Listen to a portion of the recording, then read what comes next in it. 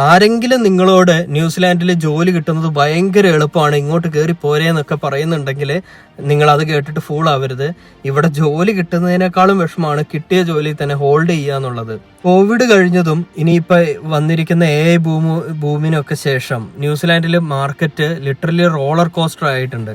2020-2023 കാലത്ത് ആയിരക്കണക്കിന് സ്മോൾ ബിസിനസ്സുകൾ അടഞ്ഞുപോയി. ഇപ്പൊ ടെക് സെക്ടറിൽ മാത്രം നമ്മൾ നോക്കുകയാണെങ്കിൽ ഏകദേശം 2500ഓളം പേര് ലേ ഓഫ് ചെയ്തിട്ടുണ്ട്. റീറ്റെയിൽ ഷോപ്സ് ഒക്കെ ഒരു പകുതിയോളം അടഞ്ഞുപോയി. ഇപ്പൊ ഇത് ഏറ്റവും കൂടുതൽ പ്രശ്നം വന്നിരിക്കുന്നത് മൈഗ്രൻസിനാണ്. കാരണം കോമ്പറ്റീഷൻ ഇപ്പോൾ ഡബിളായി.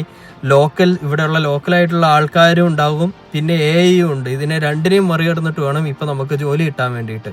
പലരും പറയുന്ന കേട്ടിട്ടുണ്ട് ഈ ഷിഫ്റ്റ് കട്ട് ചെയ്യുക, അവർ റെഡ്യൂസ് ചെയ്യുക, വെള്ളിയാഴ്ച വിളിച്ചിട്ട് ഇനി അടുത്ത ആഴ്ച ഇത്രയും നിങ്ങൾക്ക് വേണ്ടത്ര അവർ ഇല്ല എന്ന് പറയുക. ഇങ്ങനെയൊക്കെ ആൾക്കാർ പറയുന്നത് കേട്ടിട്ടുണ്ട്. അതിൻ്റെ കൂടെ റെന്റ്, ബില്ല്, വിസ പ്രഷർ ഇതെല്ലാം കൂടെ വന്നു കഴിയുമ്പോഴത്തേക്കും സ്ട്രെസ് നെക്സ്റ്റ് ലെവലെത്തും. ന്യൂസിലാൻഡിൽ ഓപ്പർച്യൂണിറ്റീസ് ഡിസപ്പിയർ ആയിട്ടില്ല. നിങ്ങൾക്ക് റൈറ്റ് സ്കില്ല് ഉണ്ടെങ്കിൽ, എക്സാമ്പിൾ പറയുകയാണെങ്കിൽ ഇപ്പോൾ IT സർട്ടിഫിക്കേഷൻസ്, IT കോഴ്സസ്, അല്ലെങ്കിൽ ഇപ്പോൾ AI കോഴ്സസ്, അല്ലെങ്കിൽ അതിൻ്റെ certifications, forklift license, barista course, food and സേഫ്റ്റീൻ്റെ കോഴ്സ്, അങ്ങനെ എന്തും ആയിക്കോട്ടെ, നിങ്ങൾ എന്ത് ജോലിയാണോ ചെയ്യുന്നത് അതിൻ്റെ സ്കില്ല് ഫോക്കസ് ചെയ്യാൻ പറ്റുന്ന രീതിയിൽ സർട്ടിഫിക്കേഷൻസും കാര്യങ്ങളും ഒക്കെ നിങ്ങൾക്ക് ഉണ്ടെങ്കിൽ നിങ്ങൾക്ക് ഇപ്പോൾ കിട്ടുന്ന ജോലിയിൽ നിങ്ങൾക്ക് സ്റ്റേബിൾ ആയിട്ട് തന്നെ നിൽക്കാൻ പറ്റും. ഇവിടെ മാനേജേഴ്സ് ഭയങ്കര അപ്രോച്ചബിൾ ആണ്. ടോക്സിക് മൈക്രോ മാനേജ്മെന്റ് ഭയങ്കര കുറവാണ്. റെസ്പെക്ട് ഇവിടെ ഭയങ്കര കൂടുതലാണ്. ഇന്ന ജോലി എന്നില്ല. ഗ്രോത്ത് ഇവിടെ സ്ലോ ആണെങ്കിലും സ്റ്റഡിയാണ്. 2 കൊല്ലത്തിൽ 3 കമ്പനി മാറിയിട്ട് നല്ല സാലറി മേടിക്കുന്ന ആൾക്കാരെയും എനിക്കറിയാം. ഞാൻ പറയുന്ന ഒരു റിയൽ ഫോർമുല എന്ന് പറയുന്നത് 40% നമ്മുടെ ലക്കും, 40% നമ്മുടെ സ്കില്ലും, 20% നമ്മുടെ കമ്മ്യൂണിക്കേഷനാണെന്നാണ്.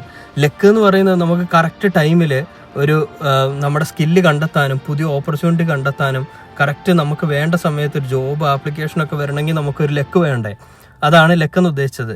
സ്കില്ല് എന്ന് പറയുന്നത് നേരത്തെ നമ്മൾ പറഞ്ഞതുപോലെ ന്യൂസിലാൻഡിൽ വാല്യൂ ഉള്ള നമ്മളുടെ ജോലി ചെയ്യുന്ന ജോലിക്ക് അനുസരിച്ച് ഇനി അപ്സ്കിൽ ചെയ്യാൻ പറ്റുന്ന തരത്തിലുള്ള സർട്ടിഫിക്കേഷൻസ് നമ്മൾ എടുക്കുക എന്ന് പറയുന്നതാണ്.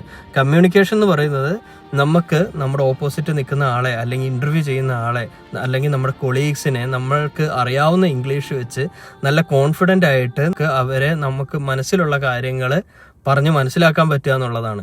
കമ്മ്യൂണിക്കേഷൻ മെയിൻ ആണ്. ഇത് 3 ബാലൻസ് ചെയ്തിട്ടുണ്ടെങ്കിൽ ന്യൂസിലാൻഡിൽ ഇപ്പം നിങ്ങൾക്കുള്ള ജോലി നിങ്ങൾക്ക് ഹോൾഡ് ചെയ്യാൻ പറ്റും. ന്യൂസിലാൻഡിൽ ജോലി കിട്ടുന്നത് വെറും ബിഗിനിങ് മാത്രമാണ്. അത് ഹോൾഡ് ചെയ്യാൻ സ്കില്ലും ടൈമിങ്ങും ആറ്റിറ്റ്യൂഡും ഇതെല്ലാം ഒരുമിച്ച് വേണം. അതാണ് ഇവിടെയുള്ള യഥാർത്ഥ ട്രൂത്ത് എന്ന് പറയുന്നത്.